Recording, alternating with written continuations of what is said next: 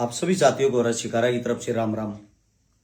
आप लोगों को बता देता हूं भाई, पगड़ी हमारी इज्जत होया अगर, हमारी शान होया अगर, और आज के दिन हमारी वह पगड़ी उछाली गई है।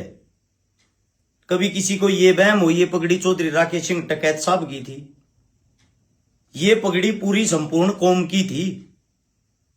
और जब पगड़ी उछाली जाया करे ना, पगड़ी उछालने का मतलब होता है हमारी इज्जत के साथ खिलवाड़ करना। उछालने वाले कौन हैं? अपने आप को हिंदू संगठन के आदमी बताते हैं। सबसे पहले आंखर नाखर कान खोल कर सुन लो। हो सकता कुछ भाइया ने यह वीडियो गंदी लगेगी, लेकिन आप सभी को बता देता हूं, प्रदर्शन करना सबका हक है, हमारी इज्जत के साथ खेलना हक नहीं है। जो ये अपने आप में 2014 के बाद जो हिंदू पैदा हो रहे हैं, हम अगर जाति से जाट हैं तो हम हिंदू जात धर्म के अंदर पहले से ही पैदा थे। ये जो नए नए हिंदू बने ना 2014 के बाद, उन सबको बता देता हूं भाई, वहां बॉर्डर के ऊपर जितने बच्चे जो शहीद होते हैं, उनके अंदर 90% हमारा खून होता है।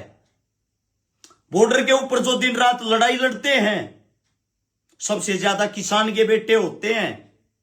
और आज हमारी इज्जत को उछाला जा रहा है। यार मैं सबसे ज्यादा मूर्ख तो उन आदमिया न मानू हूं जो इस जमींदारा के घर में जन्म लेकर ईपीओ हिंदू वाला चोला अपने सर पर पहरे बैठे हैं। कौन से हिंदुत्व की बात करो भाई? सबसे पहले तो जितने भी दलित समाज हैं, बाबा साहब भीमराव अंबेडकर ने तुम लोगों को आजादी दिलवाई थी। किसी मंदिर की द्वार पर नहीं चढ़न दिया करते, तमने घोड़ी पर नहीं बैठन दिया करते, स्कूला में नहीं पढ़न दिया करते। आज के इस टाइम पर भी शमशान के अंदर जब किसी दलित का संस्कार करते हैं, उसने भी मना करते हैं। कौन से हिंदू मान रहे हो तुम अपने आप को? हैं? जबरदस्ती हिंदू बनना चाह रहे हो क्या? सबसे ज्यादा अत्याचार तुम लोगों पर होते हैं और सबसे पहले झंडा तुम उठा रहे हो।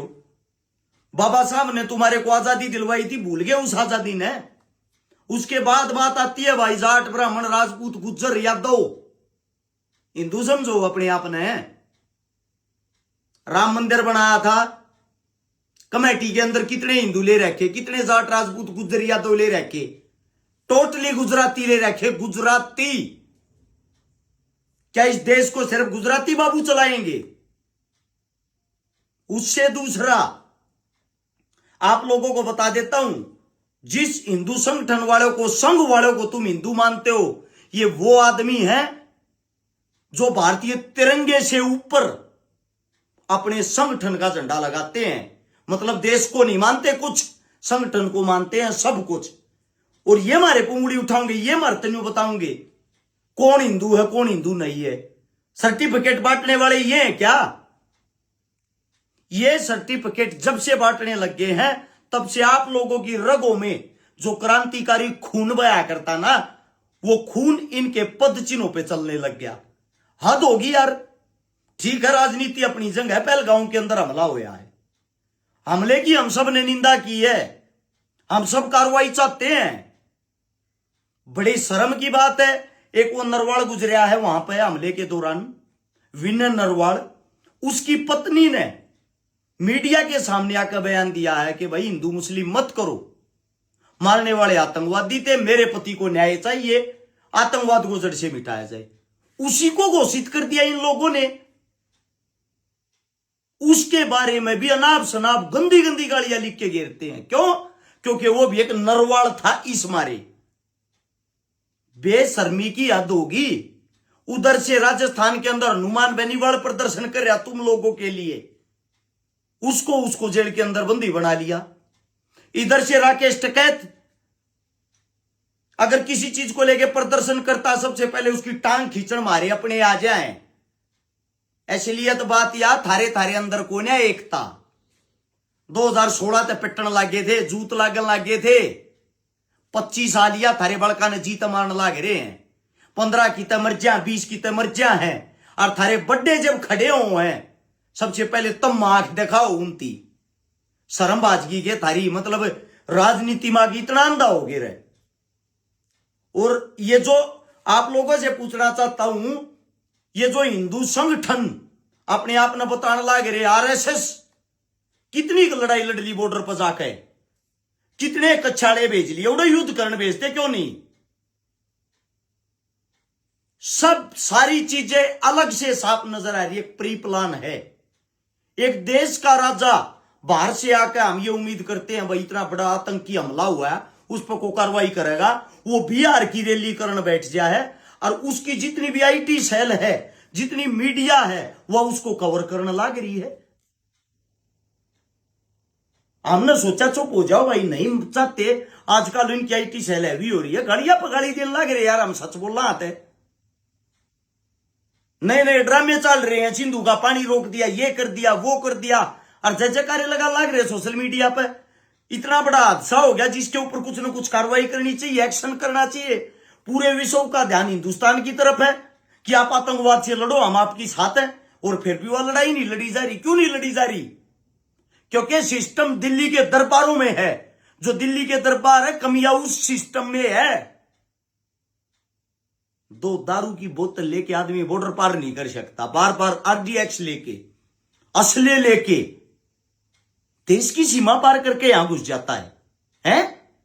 हो सकता है ऐसा? हो सकता है। दिल्ली के दरबारों के अंदर नेता मंत्री खुद जब मुखबर बन के बैठ जाते हैं, वोट बैंक का सियासती खेल खेलते हैं, तो यह काम हो जाता है।